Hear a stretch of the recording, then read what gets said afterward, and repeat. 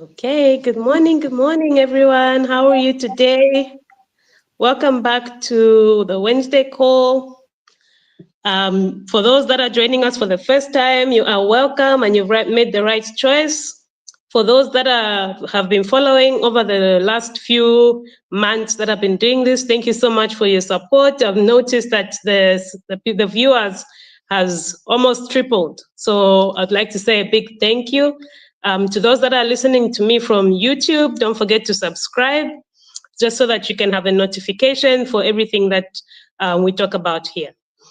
So I'd like to just start off by saying thank you to everybody, and then also just mentioning that I am here because of giants that have been there before me, and I've noticed to say, okay, she can take up the Wednesday calls. It's not a small thing, and I don't take it lightly.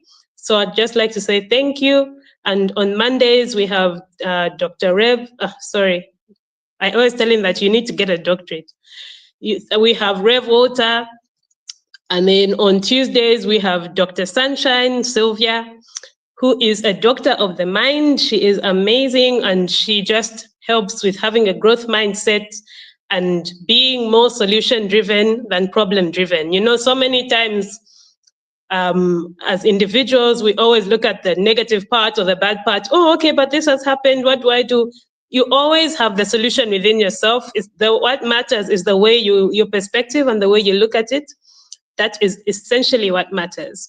And then on Wednesdays, we have myself, Sampa Salome Mwansa.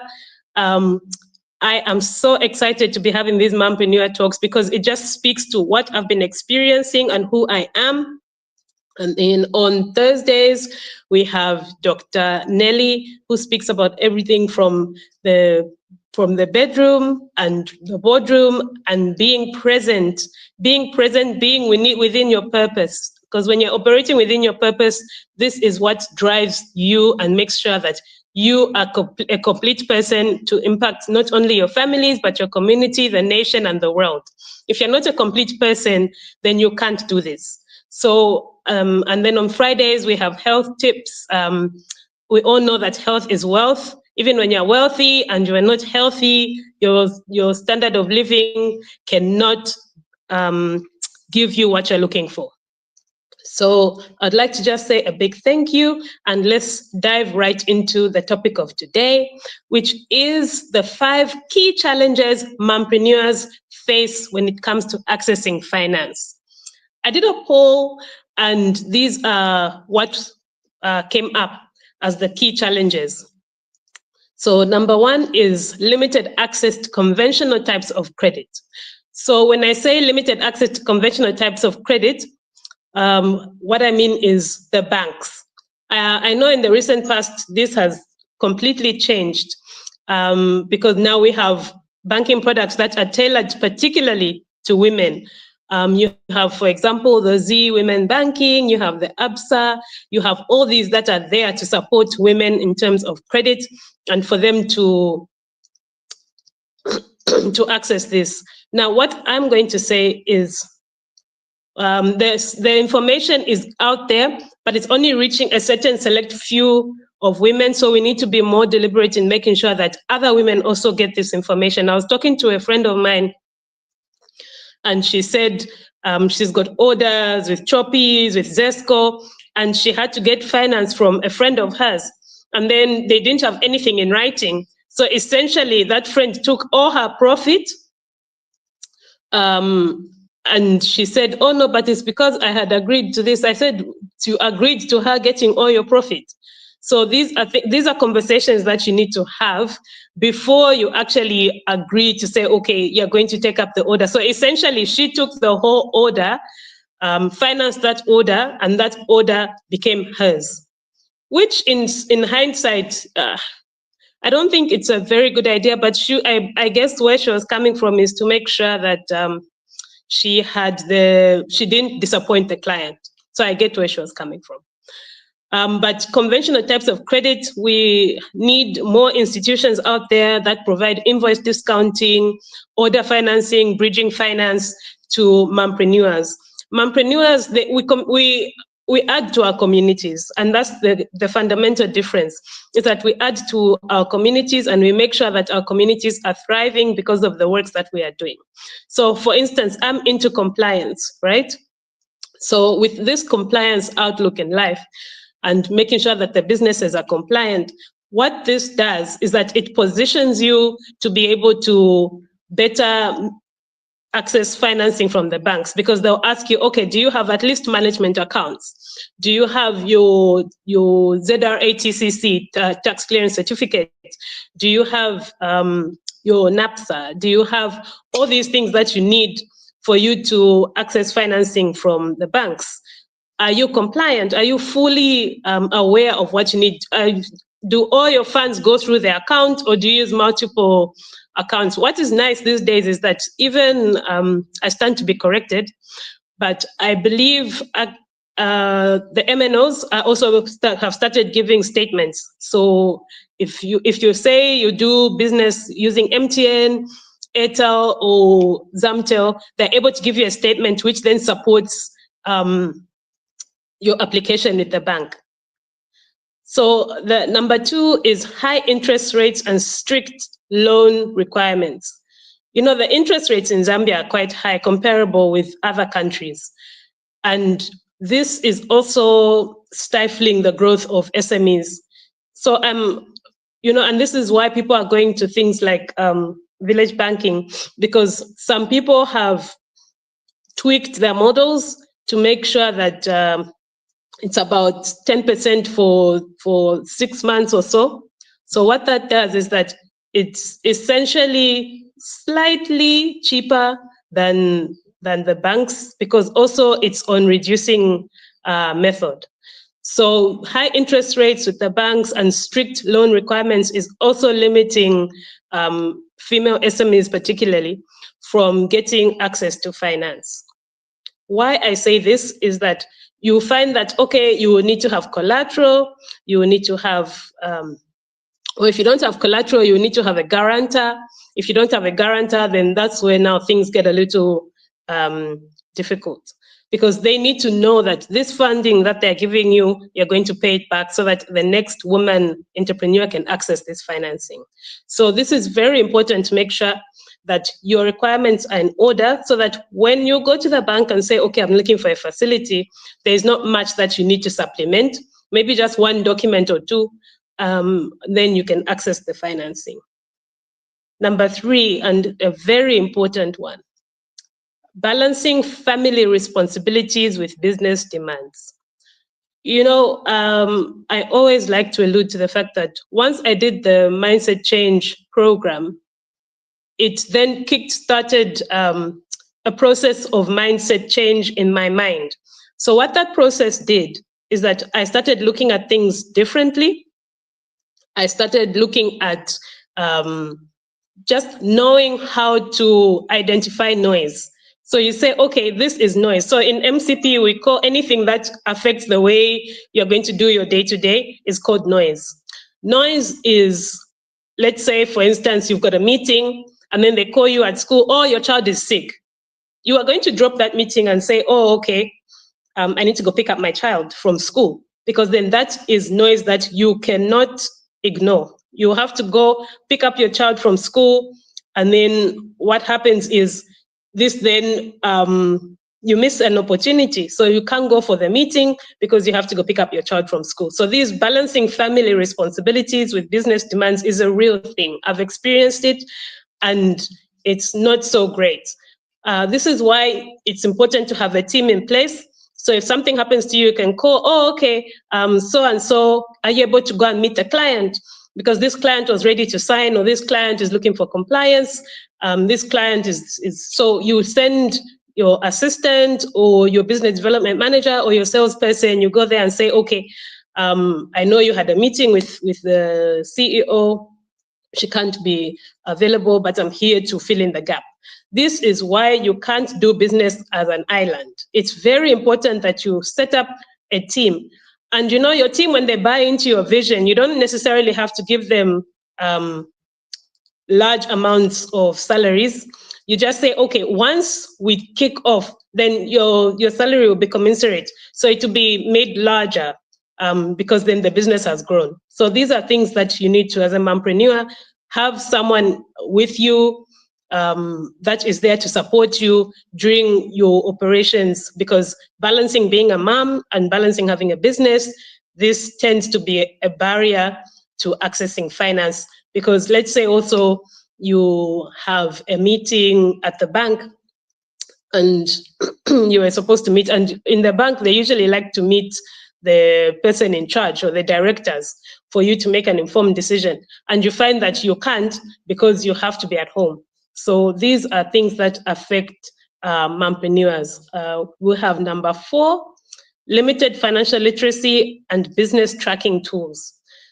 Okay, so there's a running joke in the industry that says, Excel carries more SMEs on its back than any other tracking tool. And Excel is okay. You just need to learn how to make it work for you. You need to learn how to use it as a business tracking tool. There's so many formulas that you can put in that are going to give you what you need to get out. You can do a business plan, you can do an income statement, you can do cash flow projections just on Excel.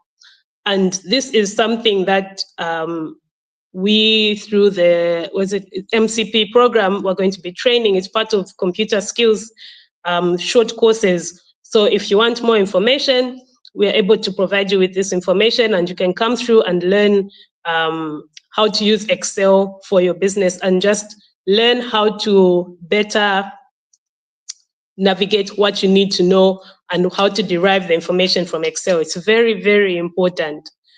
We actually recently went to an event at Texila, and there was someone who was teaching us Excel, and it was so amazing. And I love the practicality of how he did it. He was walking you through, he was there with his computer. And this is something that I think we should make more deliberate and learn this. So the 5th one is compliance. Compliance is very important. Compliance is the difference between doing something right and doing something wrong. Many SMEs, they feel, oh, okay, NAPSA is giving me challenges for me to upload the payment. So instead of going to NAPSA or finding time, then you say, oh, okay, I'll just wait. Waiting. Meanwhile, penalties are accumulating. Meanwhile, your business is being seen as, because ignorance is not a defense. So your business is being seen as it's not being compliant. So it's very important to make sure that you are compliant, making sure that your NAPSA, your NEMA, your ZBPA, all these things are in place, because when this is not in place, you miss opportunities. It's very important to make sure that you are compliant. And we are in a position to help you be compliant, to help you get your books in order. And we have an audit partner called Auditrix Chartered Accountants, with whom we've signed an MOU to provide you with information that you need to make sure that you are having your management accounts, your audited accounts. This is very, very important. What this does is that it positions you as a serious business owner. It's so important to make sure that you take your business seriously, because only when you take your business seriously, other people are going to take your business seriously too. It's very important to make sure that you, as a business owner, have set up systems and structures that are going to work even when you're not there. There's a question that I always hear to say, if you didn't operate in your business within 90 days, would your business still be operational? Most of us, our businesses would not be operational, right? Me included. When you're just starting your business, it's normal that you are the face of the business. You are the person that's driving the business 100%. You are the person that is making sure that you are pushing your business. You are pushing sales, you're pushing collections, you're pushing everything. But like I alluded to, it's very important to set up a team. And your team can be someone who you say, okay, we can have equity share, or we can have a kind of structure where you say, let's have a contract, and then this contract says once you take off, then X is going to be your pay. Or from every invoice that we get, you are given X amount as commission. That way, you are incentivizing the person who is helping you find business too. And also, it's very important to make sure that you are aligning your business so that it's not now all the funds that are coming in, you're giving out in commissions. This creates a problem because then you are not taking your business seriously. You find that, okay, someone wants a larger than you are able to give, because when you know that when you give this amount as a commission, then you are basically running at a loss. So in businesses like mine, which are service-based, it's difficult to ascertain, to say, okay, these are the costs that are in the business. But then again, the costs in service-based businesses are very heavy upfront. So you have to get your website, you have to do your company profile, you have to get all your registrations in place, you have to sign MOUs, so all these are inputs into your business. And then once the business starts running, because it's service-based, and you have to network as well. Networking is an expense, big expense, especially in the service industry. It's a big expense because you have to network, you have to be visible. So these are costs that are not easy to quantify, but are there. So you find that you can only maybe give 10% or 5% of an invoice value, and someone will not want to take this. Why? Because it may seem like small, but when you identify that your costs are X amount, then it becomes imperative to say, okay, my costs, if I divide this into how much I've spent to develop my app, into developing this, it means that my expenses were heavy upfront and need to be recuperated. So it's very important to make sure that you are not only aligned with your business, but you're able to know, okay, this is profit, this is your earnings before interest and taxes, these are your overheads, these are your rentals, these are, expenses that make your business move. So this is very important. Once you do that, then you're able to run your business effectively and efficiently, and then you are able to then go to the bank and say, this is my business plan. Are you able to provide me financing?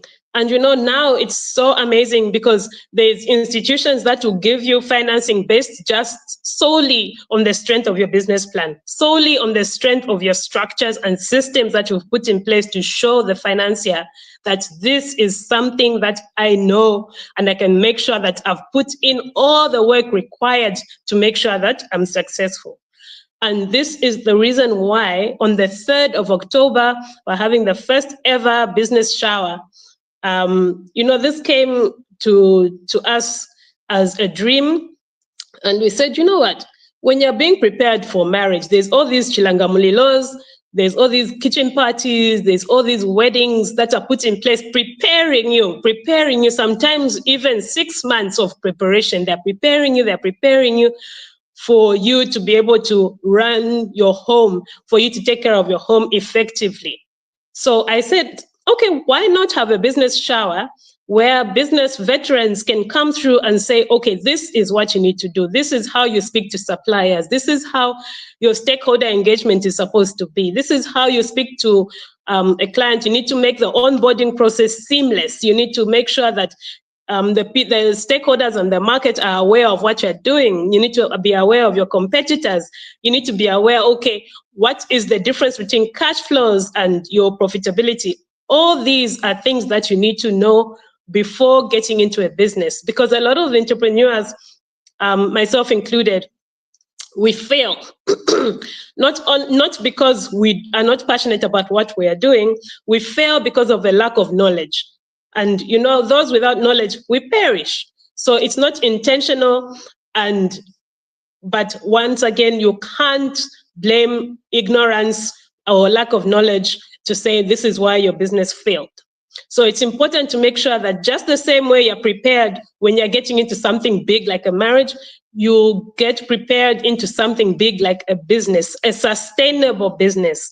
So there's now Sustainable Business Mentorship Foundation, from which 20% of the proceeds that come from the business shower are going to go into the Sustainable Business Mentorship Foundation to onboard and to give onto the next generation of entrepreneurs. Other entrepreneurs, you don't have to, and when I say next generation, it's not age-based. So you can be 60, you've been minister, or you've been PS, or you've been X, and you want to set up a consultancy firm, we can still also give you a business shower. Why? Because you've learned, and now you're transitioning that knowledge that you've learned in an institution into your own business. So it's not, when I say the next generation, what it means is not age-based, but those that are diving into entrepreneurship for the first time. Entrepreneurship is not as easy as it looks, and those that say it is, they don't know. Entrepreneurship is very, very difficult, and it's not for everyone. So you need to have systems in place. You need to have structures in place to make sure that not only is your business compliant, but you are able to get funding. You are able to meet your demands, balancing your life work, your work-life balance, knowing what your high payoff activities are, knowing what your low payoff activities are, because everything feeds into how successful you're going to be and how successful your business is going to be. And now I'm in the process of separating my business and personal profiles, so that when someone looks into DigiBusiness Zambia, I, as the CEO, is separate from DigiBusiness Zambia. So we're doing this deliberately by having its own individual social media pages, which you'll be seeing soon as well. The photos and the videos from the launch will be posted on here, just so that you know that DigiBusiness Zambia is a business to be reckoned with, and it's a very serious business. So you are very welcome, and you are welcome to be a client, and you need to take your businesses seriously, because only when you take your business seriously are other people going to take your business seriously.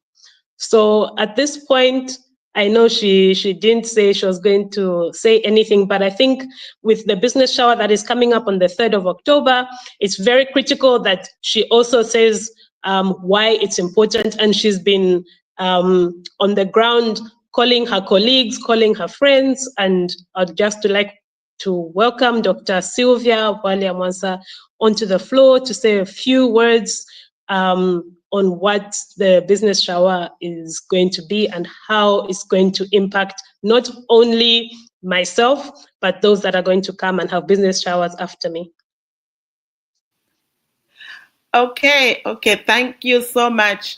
First of all, my culture didn't eat my strategy today.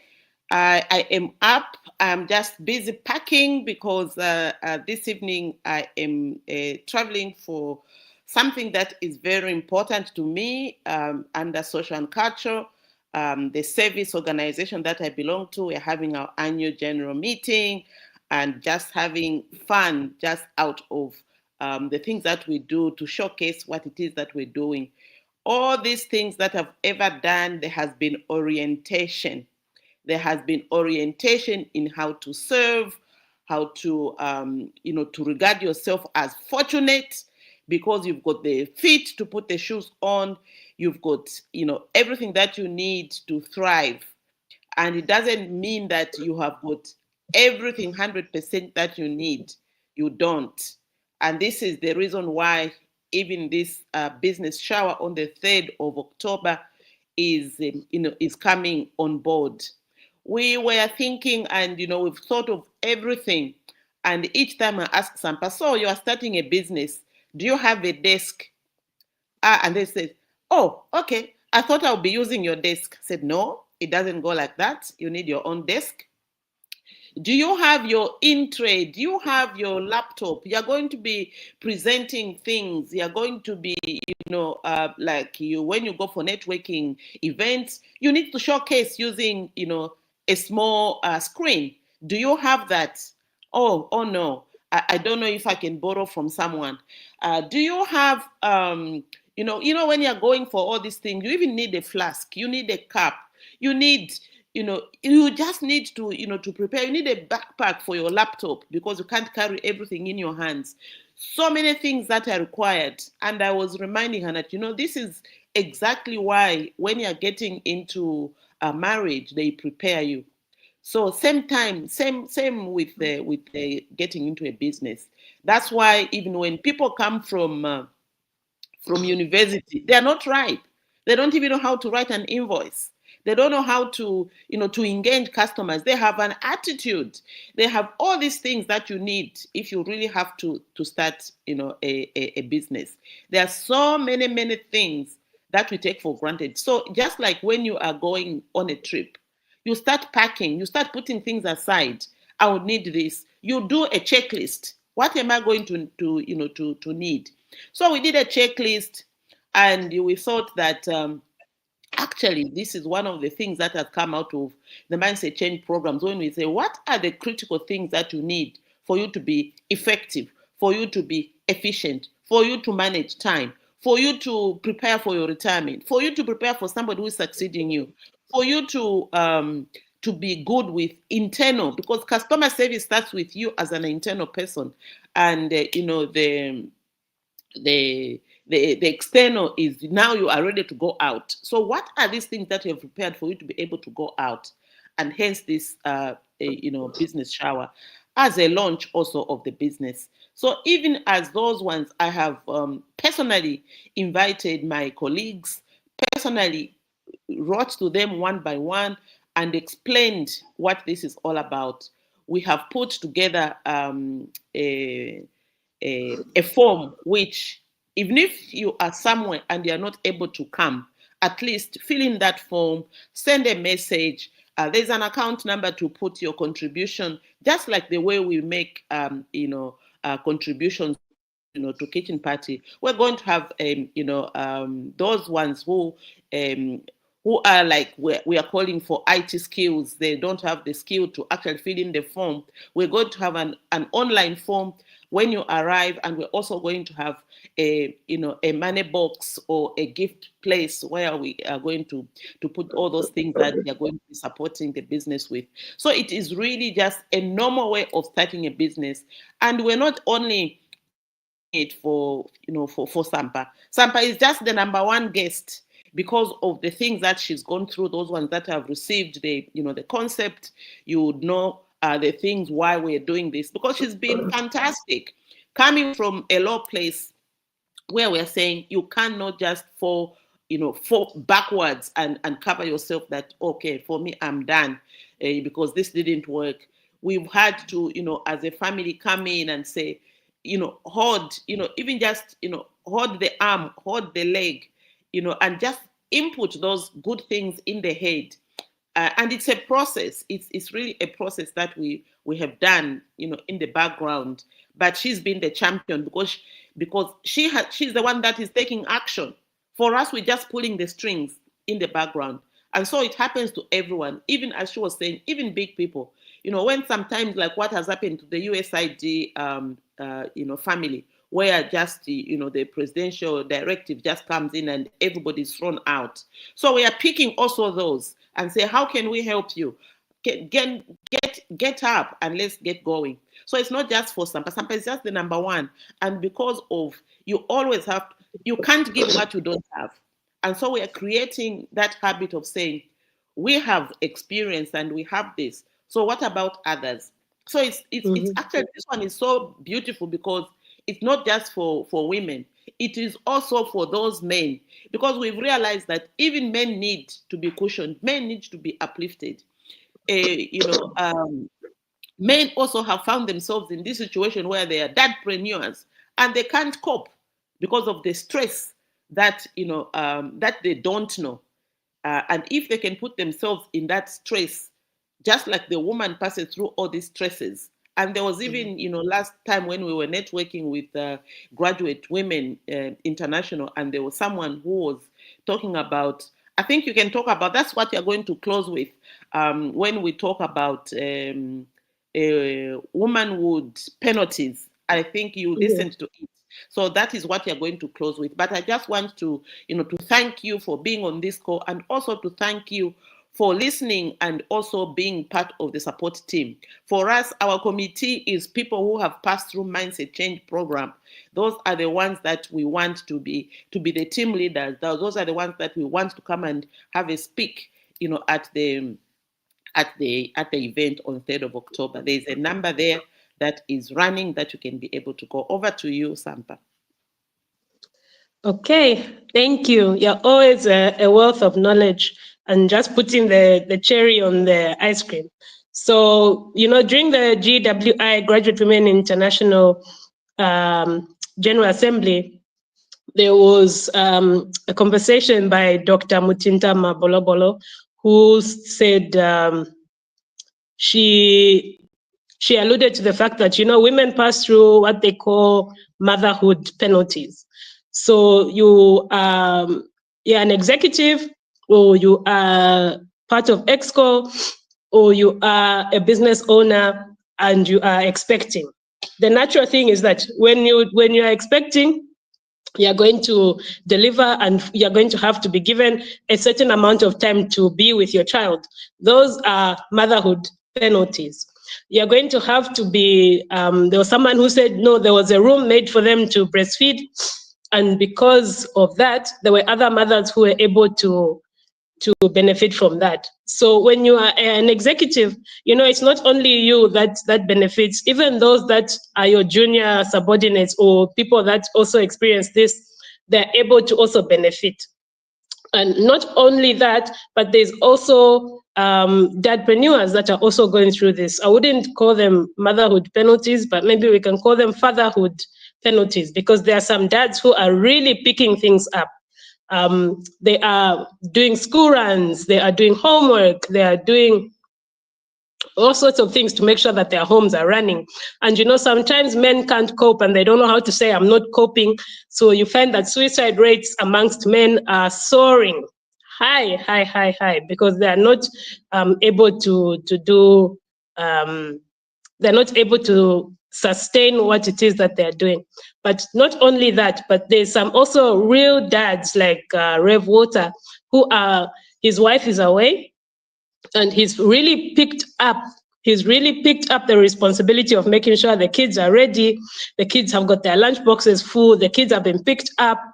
This is amazing what he's doing. And it's so important to also acknowledge the things that fathers are doing out there, So it's so important to make sure that these penalties are being realized, that they are very real. And for mothers, I think they're even more real, because there was something that was said to say, I don't know if I can say it on air, but anyway, it's my flow, so I can say it. Women are discriminated against when it comes to employment, especially those women who haven't yet had their children, and they have just gotten married, because naturally the next thing that's going to happen afterwards is to have your babies, right?